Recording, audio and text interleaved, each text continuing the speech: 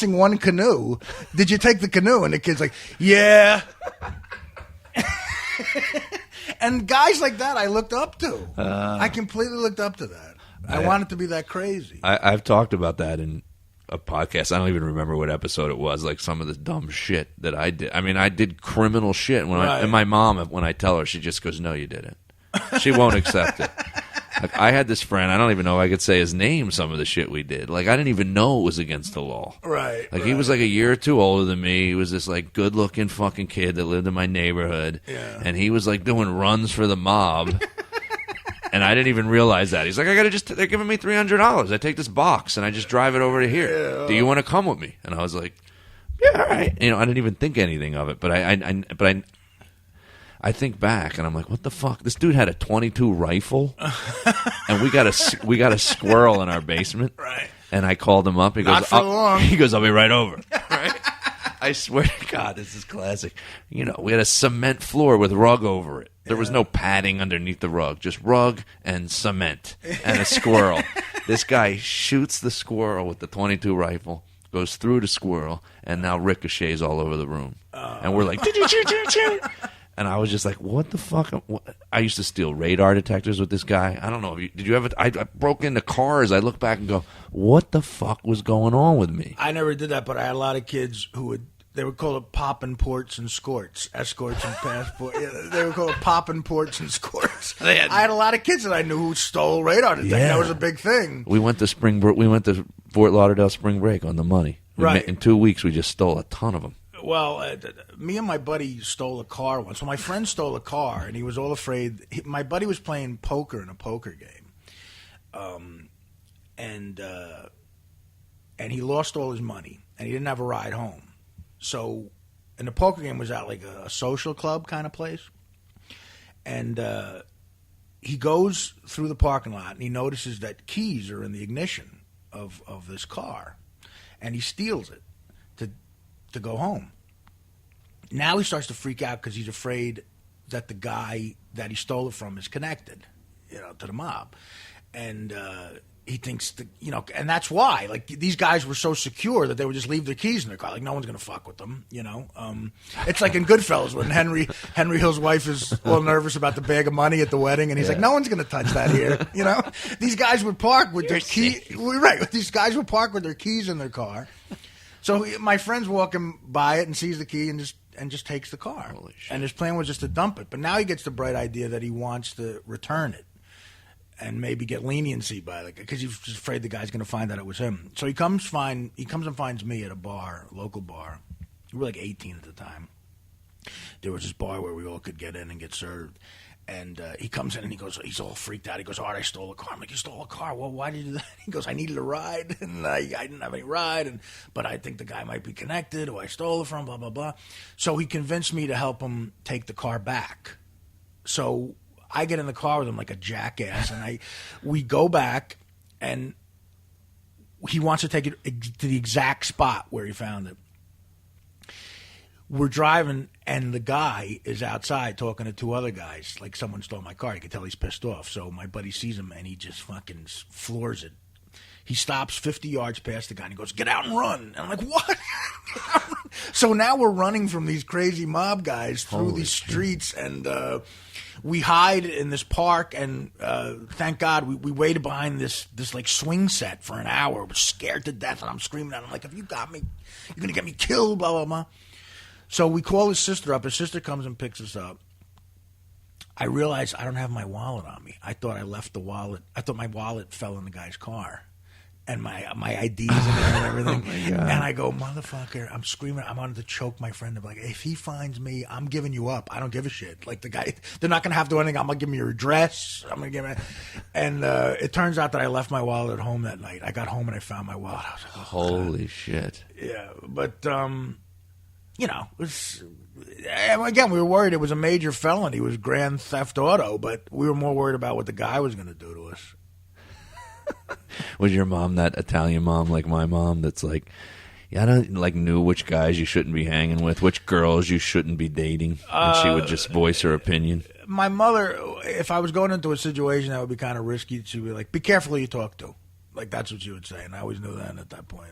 My mom wouldn't tell me which restaurants were mob owned. She would literally go, "Don't." We used to go to this club, Franchines, right? Monday nights. Yeah. 17 years old, fake ID. I started. This is how nuts I was. I started. Oh shit! I shouldn't say it. I can't believe I actually have something that I shouldn't say On a podcast. Yeah. All right, well then don't say it. I'm not going to say it. I don't want you to say it. It's I don't want classic. to. Don't tell me off the air. I don't want to know it. Oh, it's not that bad. Yeah. Well, my uncle Frankie, may he rest in peace, was the head of a carpenter's local, and he would get me jobs sometimes working as a carpenter. And my cousin Jeff, tells a story so great. My Uncle Frank talked like he got to about the 4th grade, you know, and he would talk like, he goes, "Listen, if you see that guy telling me to jerk off, fuck him." He goes, when you go to this job, I had never been a carpenter before in my life, you know. He goes, when you go to this job, don't tell him you don't know what you're doing. Look for a guy named Panucci. Tell him you're my nephew. And the guy, I'll just tell him you're a journeyman. You get $22 an hour. So I'm like, all right. I go to the guy. I find Panucci. I'm 17. I go, I'm a journeyman. He goes, you are? I go, yeah. He goes, you're Frank Manto's nephew. I go, yeah.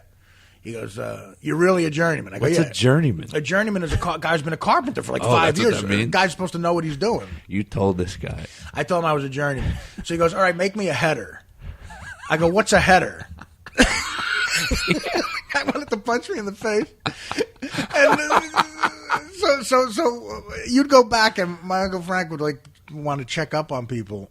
So he'd ask you to talk to a guy just to see what his attitude was like towards him or something like that. So he came up to my cousin once and he'd go, "You see that guy?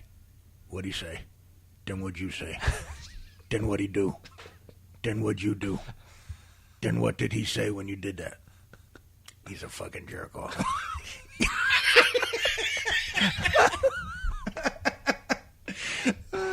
You had to have done this guy before somewhere. Oh, yeah. This is an impression you've been doing for years. Oh, well, my whole family does an Uncle Frank. But have you done this like on radio or on stage? You had to. No, and I never did that story on stage because Really? it's so specific. It's like you don't know.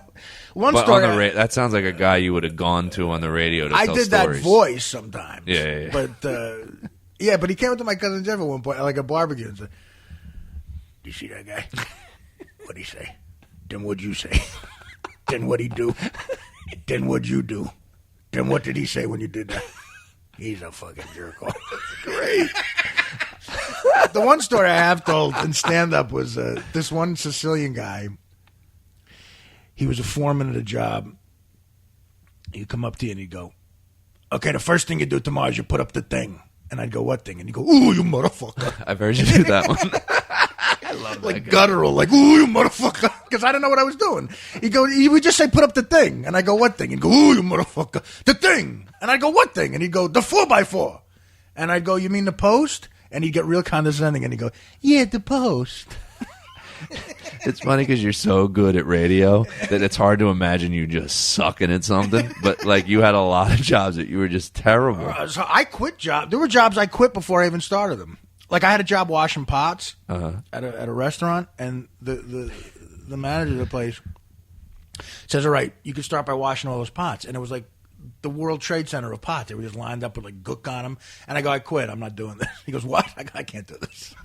And I would just leave. And that's a microcosm of my fucking life. But See, you're better than me because I actually have two stories of me quitting mid shift. Have you ever quit mid shift? no, I never did that.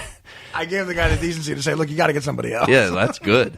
I got a job at Pizza Hut. My friend Gene Esposito was a waiter at Pizza Hut, and he was making, to me, a lot of money, which was probably like $300 a week. Right, exactly. Back then, we were about 19, and he was like, "I think I can get you a job there." I go for the I filled out the application. He's like, "We don't really need waiters now, but we need cooks. Can you do that?" I went, "Okay." I show up. It's my first day. Punch in. I swear to God, I'm making these pizzas. It's like I can't even catch up. It's just like another one. They're putting it on this conveyor, and it's just going through and freaking throwing. I'm like Like behind. the I Love Lucy episode. Yeah, that's what it was like.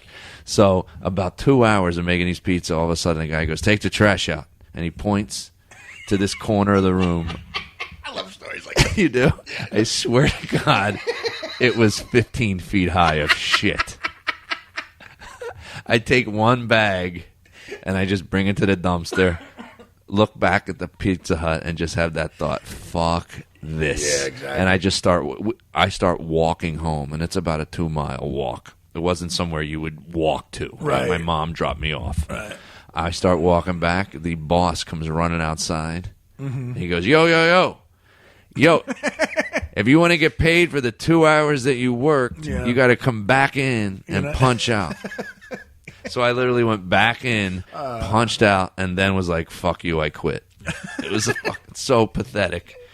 Yeah, kids talk about, like, kids with money nowadays. Have you ever, like, I always was fascinated when I would meet a rich kid. Like, when I moved to L.A., I worked my ass off, and I was able to buy a Mercedes, and I was all proud of my Mercedes. I had a convertible Mercedes in Los Angeles, and there were kids that I'd see, like, who would go, "That's a nice little car. I might get this for my graduation. Do you like it?" I'm looking at this or the Porsche. I'm like, "Come here, motherfucker. Come here, you." And I remember back to. That was my whole high school, by the way. Oh, really? Yeah, well, I went Cherry to Hill an all-Jewish high school, and every kid was loaded. Cherry Hill's got a lot of scratch down there, but this was my first car that I bought for $300, and it was a 1974 AMC Matador. Those were fast. It had a 305 V8. Yeah, the thing those were moved. fast. The air conditioning blew dirt, but and I used to always say the gas gauge was busted. Like, it went whichever way the car went. So if you wanted a full tank of gas, you just had to make a sharp right. But the first 4 cars I bought, I paid for, and I waited for change from the guy. I would go, "Can you break a 50?" Dude, this probably isn't even funny, and it's probably my ADD, but a friend of that same guy. Oh, wait. I didn't even talk. I just ADD'd another podcast. Holy shit. There's 2 friends of mine, Mike Bavino and Chris Bavino, and I talked about them in the next podcast. I recorded episode 33 before episode 32. Oh, okay, it's confusing. But actually, we talked a little bit about these 2 guys. Their dad abandoned them when they were like Little League. I don't know. I remember them just, their dad fucking took off, and one mischief night, and I'm going to tell the story again on your episode, because a lot more people are downloading episode 32 than 33. But one mischief night, we used to like throw this fucking, looked like a dead guy. We would throw it over a tree on a rope, and we would just drop it on cars. We used to do that too. Like Yeah. the dummy guy. Yeah, scared the shit out of people. So Chris Bavino and Mike Bavino were like, after we're done this, we're going down to the corner, and we're gonna vandalize that house on the corner. They knew who their dad was cheating on their mom with. And they go, this is how psycho they were. They go, "We don't have soap, we have wax. She ain't getting this shit off." And they had these hunks of fucking wax. Yeah. And they go, "We're writing whore all over the car," right? And it's so funny what you don't think is could. Can you imagine if now, like, if someone like if I did that now to some woman's car, a scar, she's scarred for life. There was a kid that I went to high school with. There was an Indian family, not American Indian, like an Indian family, living at in this house in my hometown. And this one kid was so crazy racist and hated Indians. He had a buddy who worked at this meat place. He had a real life Paulie, and he worked at a meat place, and he wanted to get a cow's head and leave it on their lawn.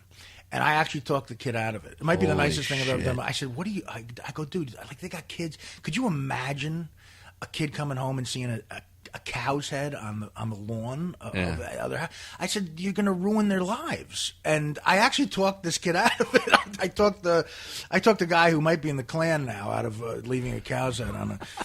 Well, I wish someone would have talked me out of the whore on this lady's window. Well, I used to I did try to bid on stage about it. We were so young that I probably spelled it HORE. Like, it probably didn't have such an impact if the spelling was wrong. Yeah, you're right about that. There's nothing like an illiterate vandal.